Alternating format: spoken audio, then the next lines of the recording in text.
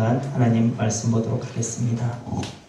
예수께서 무리를 보시고 산에 올라가 앉으시니 제자들이 나온지라 입을 열어 가르쳐 이르시되. 오늘 본문은요 산상수훈이라고 합니다. 이 산상수훈은요 예수님이 제자들에게 하나님 나라의 백성의 삶에 대해서 말씀하신 것인데요. 마태복음 5장, 6장, 7장, 3장에 걸쳐서 나와 있습니다. 그래서 오늘부터 몇 주 동안은요 산상수훈을 우리가 같이 알아보면서 예수님이 우리에게 어떻게 살으라고 하셨는지 그 기준에 알려주신 그 기준에 대해서 같이 한번 나눠보려고 합니다. 오늘 본문 1절에 보면요 예수께서 무리를 보시고 산에 올라가 앉으시니 제자들이 나온지라 이렇게 나옵니다. 오늘 1절에서는 우리가 크게 두 가지 부분을 한번 깊게 살펴봐야 될 텐데요. 첫 번째는 제자들이 나온지라입니다. 이것은요 산상수훈을 듣는 대상자들이 예수님을 따르던 많은 무리가 아니라 예수님이 택하셨던 그 제자들임을 알 수 있습니다. 예수님은요 산상수훈을 말씀하시기 전에 12제자를 확정하셨습니다. 첫 번째 유월절에 예루살렘에 갔다 오셔서는 4명의 제자를 확정하셨고요. 또 두 번째 유월절에 예루살렘에 갔다 오셔서는 나머지 8제자를 확정하심으로 인하여서 12제자들을 다 확정하신 후에 지금 산상수훈에 말씀을 하십니다. 그래서 오늘부터 우리가 같이 알아볼 산상수훈은요 하나님 나라의 백성들, 즉 예수 그리스도의 제자가 된 사람들이라고 말할 수 있는 거예요. 그들에게 주신 말씀인 것입니다. 그리고 예수님 당시에 이런 사람들, 제자들이요 오늘날 우리가 모여서 예배드리는 이 교회에 기초가 되었다는 사실을 봤었을 때 예수님이 말씀하셨던 그 산상수훈의 교훈들은요 오늘을 사는 우리에게도 동일하게 하시는 예수님의 말씀이심을 믿습니다. 예수님이 1절에 보면 산에 올라갔다고 얘기를 하고 있습니다. 이 산상수훈의 얘기는요 마태복음에만 있는 것이 아닙니다. 누가복음에도 동일한 내용이 나오는데요. 누가복음 6장 17절부터 나오는데요. 제가 한번 읽어드리면요. 예수께서 그들과 함께 내려오사 평지에 서시니 그 제자의 많은 무리와 예수의 말씀도 듣고 병고침을 받으려고 유대 사방과 예루살렘과 두로와 시돈의 해안으로부터 온 많은 백성도 있더라. 더러운 귀신에게 고난받은 자들도 고침을 받은지라. 온 무리가 예수를 만지려고 힘쓰니 이는 능력이 예수께로부터 나와서 모든 사람을 낫게 함이러라. 예수께서 눈을 들어 제자들을 보시고 이르시되 너희 가난한 자는 복이 있나니 하나님의 나라가 너희 것이며. 이렇게 시작됩니다. 자, 지금 20절 제가 읽어드렸던 누가복음 6장 20절에 예수께서 눈을 들어 제자들을 보시고 이르시되 하고 너희 가난한 자는 복이 있나니 하나님 나라가 너희 것이며 이렇게 나오잖아요. 이게 지금 우리 오늘 본문 3절에 나오는 구절과 동일하죠. 그런데 제가 왜 누가복음을 읽어드렸냐면 지금 오늘 본문 1절은 예수님이 이 제자들에게 이 말씀을 좀 어디서 하고 계신 거예요? 산에서 지금 말씀하고 계시죠. 그런데 지금 같은 사건을 다루고 있는 누가복음은 뭐예요? 평지에 서신이 이렇게 나와요. 그러니까 산에 올라서 하신 말씀이기 때문에 산상수훈이라고 하는데 지금 누가복음에서는 평지수훈인 거죠. 어느 쪽이 맞는 걸까요? 사실은 여러분 정답을 먼저 말씀드리자면요 둘 다 맞아요.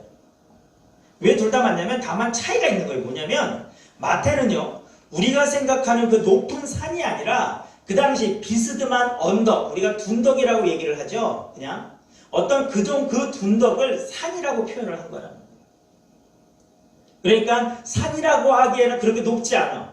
하지만 평지에서 그냥 살짝 이렇게 좀 우리가 요렇게 완만한 둔덕이라고 그러잖아요. 뭐 언덕까지도 안 가는 둔덕. 그런 둔덕을 지금 그래서 거의 평지라고 봐도 무난한 그것을 지금 마태는 산이라고 표현을 한 거예요. 그런데 왜 그 둔덕을 마태가 산이라고 표현을 했을까요? 여기에는 중요한 어떤 하나의 신학적인 관점이 있는데요. 먼저 여러분 마태복음은요 그 대상이 유대인들을 향해서 쓴 책입니다.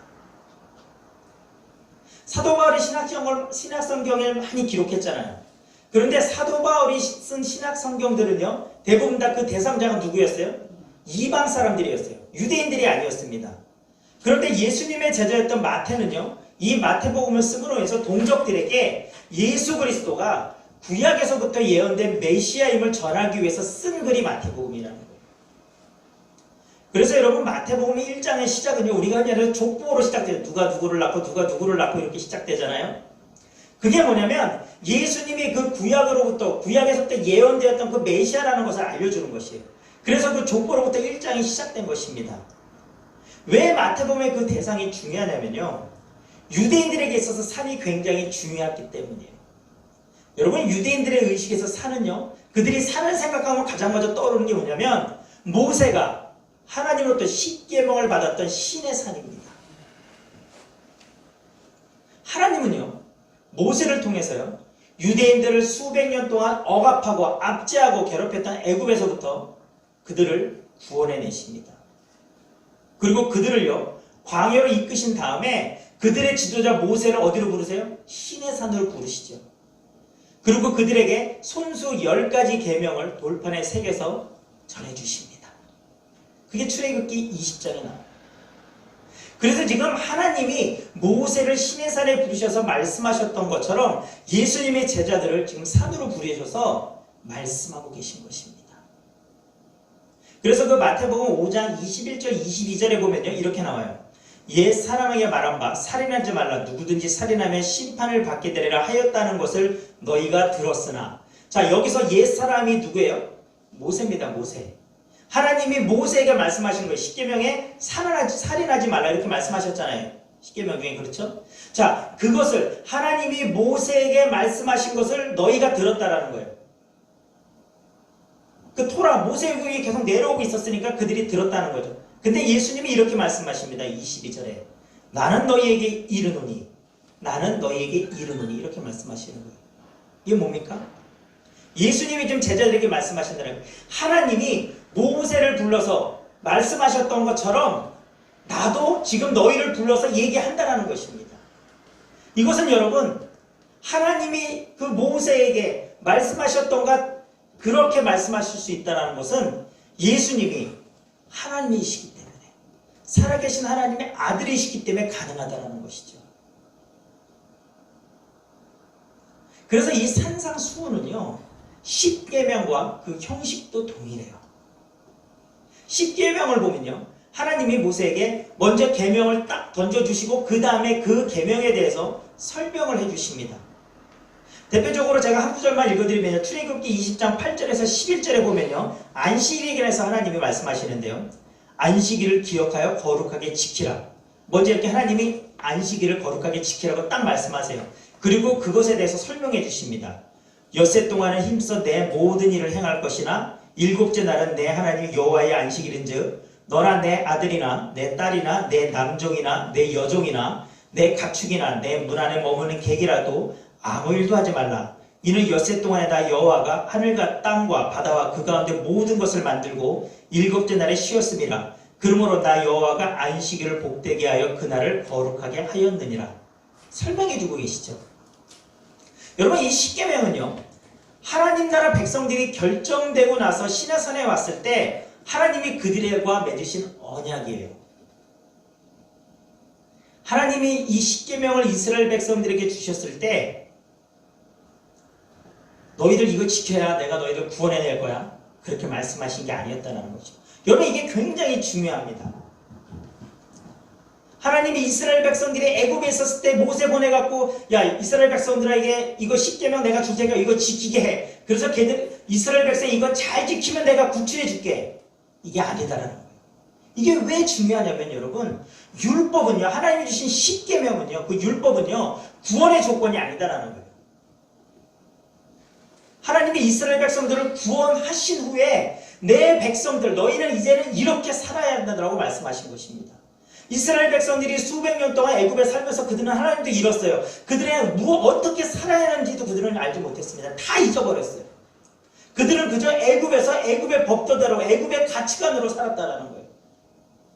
그런데 그들을 구원해내신 하나님은 이제는 그들에게 새로운 그 십계명을 주심으로 인하여서 그들에게 살아갈 기준을 말려 주신 것입니다. 여러분, 산상수훈 또한 동일하다는 거예요. 예수님이 산에 올라가시니 제자들이 나왔어요. 12제자가 예수님의 그 12제자를 확정하시고 나서 그 12제자에게 하나님 나라의 백성의 삶에 대해서 말씀해주고 계시다는 거예요. 그렇다면 왜 예수님은 그 제자들에게 산상수훈을 말씀하실 것인가요? 첫 번째는요, 율법의 올바른 이해를 위해서였습니다.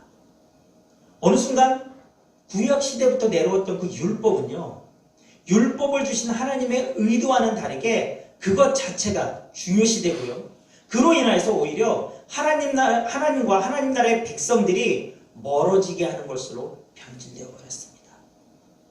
하나님이 율법을 주셨을 때 왜 율법, 너희들은 왜 이렇게 해야 되는지, 너희들은 왜 이렇게 지키면 살아야 되는지 자세히 설명해 주셨는데 어느 순간요, 그것들이 없어져 버렸어요. 그냥 그 지키는 행위 자체에만 초점이 맞춰졌습니다. 그래서 그것을 잘 지키냐 잘 지키지 않냐라 갖고 사람들을 정죄하기 시작했다는 거예요. 그래서 예수님은요, 제자들에게 율법의 올바른 의미를 설명해 주시기 위해서 그 산상수훈을 설명하고 계세요. 그래서 여러분, 산상수훈의 그 내용들을 보면요, 십계명에 있는 내용들이 풀어서 다시 한번 자세히 심화적으로 설명이 된 것이 굉장히 많습니다. 두 번째는요, 예수님의 제자들에게 산상수훈을 말씀하신 이유는요, 예수님의 참된 제자들, 즉 하나님 나라의 시민들, 오늘 저와 여러분을 말합니다. 우리들은요, 다른 사람들과, 하나님을 믿지 않는 다른 사람들과는 다르게 살아야 되기 때문입니다. 예수님이 산상수훈에서 제자들에게 말씀하신 그 가치관은요, 이전에 이 세상의 가치관과 다른 삶을 얘기합니다. 그들이 주위 사람들을 본받는 것이 아니라 예수님을 본받아야 함을, 그래서 하나님의 진정한 자녀임을 증명해야 된다는 것입니다. 그래서 마태복음 6장 8절에 보면요, 이렇게 말씀하세요. 그러므로 그들을 본받지 말라.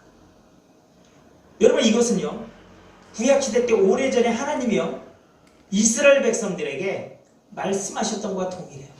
레위기 18장 3절에 보면 하나님이 이스라엘 백성들에게 이렇게 말씀하셨어요. 너희는 너희가 거주하던 애굽 땅의 풍속을 따르지 말며 내가 너희를 인도할 가나안 땅의 풍속과 규례도 행하지 말라. 하나님은요, 하나님의 자녀들은요, 이 세상의 풍속과 규례 따르지 말라는 거예요. 여러분, 이게요, 지금 우리들에게 갔을 때 야, 너희들 이렇게 됐으니까 이 세상 법 지키지 마, 이런 얘기가 아니라 여러분, 가치 판단의 기준을 얘기하는 것입니다. 무엇이 옳고 그른지, 무엇이 중요한지 그 기준을 하나님의 말씀에 두라는 것입니다. 하나님의 자녀들은요, 세상 사람들이 좋아하고 흠모하는 것과는 완전히 달라야 했습니다. 그래서 여러분, 그것을 처음부터 예수님이 말씀하시는 게 팔복이잖아요. 심령이 가난한 자는 복이 있느니 천국이 저희 것이며부터 시작되는 그 팔복은 그 기준을 명확하게 알려줘요. 우리가 다음 주에 살펴보겠지만요, 팔복에서 말하는 복은요, 그냥 우리가 얼핏 읽으면요, 이게 뭐 복이야, 이게 정말 복 맞아? 여러분, 이렇게 나옵니다. 근데 여러분, 그것이 하나님 보시기에 가장 복이라는 거예요. 인간에게. 예수님은요, 산상수훈의 처음에 그 복을 말씀하시면서 세상이 추구하는 복과 하나님 백성들이 가져야 하는 복은 그 기초, 그 베이스부터가 다름을 말씀하고 계신 것입니다. 제가 이 산상수훈에 대한 설교를 준비하면서 주중에 야, 그렇구나, 이게 달라져야 됐던 계기가 하나가 있었어요. 이제 연말이 되니까 이제 제가 활동하고 있는 병원 선교에서 탁상용 달력을 맞춰요. 그런데 그 달력을 맞추기 전에 이제 샘플을 하기 위해서 제가 샘플을 이제 몇 군데 주문을 했어요. 근데 샘플이 한 두세 군데에서 오는데, 어느 날은 제가 이제 아침에 나가면서 봤더니 보통 택배를 여기 교회 2층 문 앞에 두고 가거든요. 그런데 어느 날은 그 주중에 화요일 날인가를 보니까 택배를 1층 그 계단에 놓고 간 거예요. 이제. 그리고 사실은 뭐가 문제냐면 계단에 놓고 가면 제가 목발을 짚고 오니까 갖고 올라올 수가 없는 거야. 이게 그런 경우가 많거든요. 그런데 어떻게 그때는 어떻게 이렇게 좀 상황이 돼서 다른 사람의 도움을 받아서 물건을 위로 올렸어요. 그런데 그 다음날 또 이렇게 택배가 오는데 제가 밤에 왜 물건이 안 오지?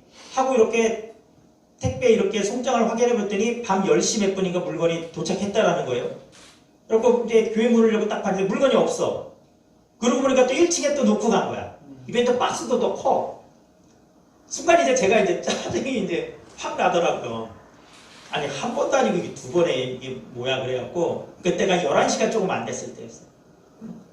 처음에는 막 전화를 할까 막 이러다가 제 속에서 막 이제 화가 나는 거예요.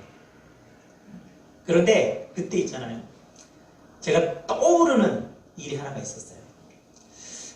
저랑 절친인 목사님이 얼마 전에 이렇게 차 사고가 나셨는데, 차 사고가 나서 이제 차 사고가 나면 사고 난 차를 고치기 전까지 보험회사에서 같은 기종의 차를 렌트를 해주거든요.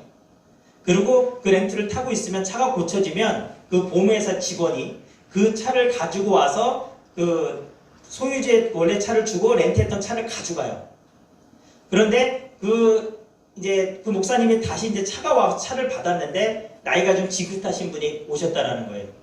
그래서 목사님이 그분에게 그냥 보낼 수가 없었고 막 주머니를 뒤져봤더니 이렇게 좀 얼마라도 좀 드리려고 저녁에 와서 그랬더니 이게 10,000원짜리가 어떻게 하나 이렇게 적어놓은 게 있었다라는 거예요.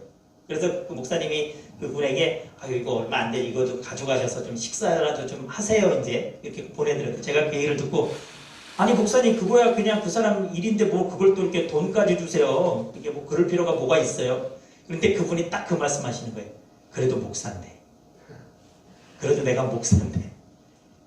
이 먼 곳까지 오셨고 또 저녁에 오셨는데 배고프실 텐데. 제가 있잖아요. 그 택배 때문에 짜증이 한참 나 있을 때 갑자기 그 목사님 말씀이 생각나는 거예요. 그래도 내가 목사인데. 제가 순간 얼굴이 화끈거리더라고요. 그 생각을 했어요. 그래도 내가 목사인데. 내가 목사인데 이거 갖고 내가 이렇게 저 사람에게 이 시간에 전화해서 열을 내려고 마음을 먹었다는 것 자체가 너무 부끄러웠어요. 그래서 제가 그냥 조용히 문자를 보냈어요. 늦은 시간에 죄송한데 사정이 이러이러하니까 다음부터는 2층 위에 올려주셨으면 고맙겠습니다. 이렇게 보냈습니다. 여러분, 노블레스 오블리주란 말을 아십니까? 이 말은요, 프랑스의 소설이었던 골짜기의 백합이라는 그 소설책에 처음 나온 표현인데요. 이게 프랑스어로는요, 귀족의 의무를 갖는다는 뜻이에요. 귀족의 의무를 갖는다. 높은 신분, 많은 재산 등의 혜택을 누린 사람들은요, 그렇지 못한 사람들을 도와야 한다는 생각, 즉 지위가 높으면 그만큼 덕도 높아야 한다는 뜻이 노블레스 오블리주입니다. 우리 그리스도인들의 노블레스 오블리주는요, 무엇일까요? 그 사회의 가치관과 도덕성의 기준이 아니다라는 거예요. 하나님의 말씀이 기준이 돼야 되고요. 그것을 내가 얼마나 열심히 지키며 순종하며 살려고 몸부림치는가가 우리 그리스도인들의 노블레스 오블리주입니다. 그런데 여러분, 이 그리스도인들의 노블레스 오블리주의 핵심은 뭐냐면요, 나를 너무나 사랑하셔서 그 독생자를 기꺼이 내어주신 하나님 아버지의 사랑과 기꺼이 우리를 위해서 십자가를 지신 예수님의 우리를 향한 그 사랑을 깨닫고요, 우리도 그 사랑을 내 이웃에게 감사함으로 베푸는 것이 여러분 그리스도인의 노블레스 오블리주의 핵심이라는 거예요. 여러분, 예수님이 계명의 그 총정리를 뭐라고 말씀하셨어요? 하나님 사랑, 이웃 사랑이잖아요. 하나님을 사랑한 것 같이 내 이웃을 내 몸과 같이 사랑하라는 게 그 핵심이잖아요, 여러분. 여러분, 우리가 이 세상을 하나님의 말씀을 붙잡고 살면서요, 이 사랑이 빠지면요, 이것은 율법주의로 빠지기 너무나 쉽다라는 거예요. 내가 왜 이렇게 행하며 사는지를 우리가 잊어버리게 되면, 그 속에 사랑이 없어지게 된다면 그냥 바리새인들이 그랬던 것처럼 율법 잘 지키냐 못 지키냐 거기에만 혈안이 되는 거예요. 왜 그것을 지켜야 되는지, 어떠한 마음으로 그것을 지켜야 되는지는 잊어버린 채 상관없이 여러분 살아간다는 것입니다. 여러분, 그것이 율법주의입니다.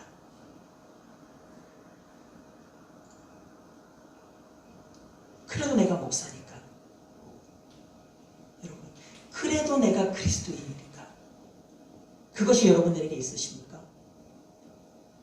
여러분 옛날에는 저 어렸을 때는요. 그래도 동네에서 믿지 않는 사람들에게도 이런 인식이 있었어요. 교회 다닌다 그러면 그래도 뭔가 좀 착하게 살고 그래도 남을 좀 도와주고 여러분 이런 인식들이 좀 있었어요. 그래서 어떤 일이 있을 때 기독교인 이러면 여러분 그래도 좀 남들에게 도덕성이나 이런 부분들이 인정받았던 시대가 있었습니다. 그런데 여러분 어느 순간부터 지금 현대는 어떤가요? 기독교인이라고 하면 여러분 사람들이 오히려 더 좋지 않게 보는 시선이 너무 많습니다. 그래서 여러분 어떤 사람들은요 나가서 기독교인이라고 얘기하지 않아요. 여러분 그것이 지금 우리의 현실이라는 것이죠. 여러분 이런 시대 속에서 여러분 오늘 예수님이 제자들에게 그리고 지금 이 시간 저와 여러분에게 말씀하시는 그 산상수훈은요 큰 의미가 있다는 것입니다. 우리에게 너희들 이제 이렇게 살아야 되지 않겠니라고 말씀하고 계신 것입니다. 나는 하나님의 자녀고 하나님 나라의 백성이라는 그 자기 정체성을 가지고 더 나아가서는요 하나님 사랑의 빚진 자라고 생각하는 사람이 많으면 많을수록 그 사회는요 성숙한 사회이고요 하나님 나라의 삶이 이루어지는 사회가 되는 것입니다. 가정이나 직장이나 혹은 공동체 속에서 남을 배려하고 솔선수범하고 웃는 자와 함께 웃고 우는 자를 붙들고 함께 슬퍼할 수 있다면 우리는 이 시대를 살면서요 그리스도인의 노블리스 노블레제의 삶을 살고 있다는 것입니다. 예수님은요 이 땅에 계시는 동안 철저하게 노블레스 노블리주의 삶을 사셨습니다. 죄로 인해서 어둡기만 한 이 세상에 빛으로 오셨고요 죄인 우리 인간들과 함께 하시면서 함께 기뻐하시고 함께 슬퍼하시고 돌봐주셨습니다. 먼저 늘 솔선수범하는 자세로 제자들을 이끄셨습니다. 여러분 이제는 우리가 그렇게 살아야 할 때입니다.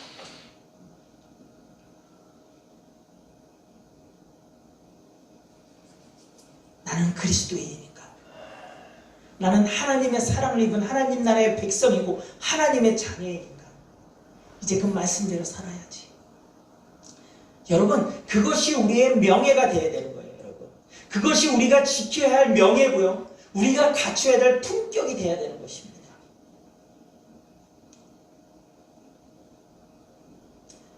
공부 많이 하고 돈 많고 사회적으로 지위가 높아서 얻게 되는 그 명예가 우리에게 가장 가치 있는 게 아니다라는 거예요.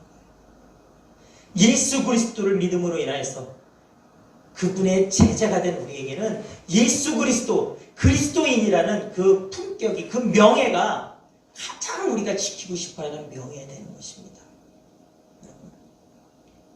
예수님은요 산상수훈을 통해 제자들에게 그것을 말씀하고 계신 거예요.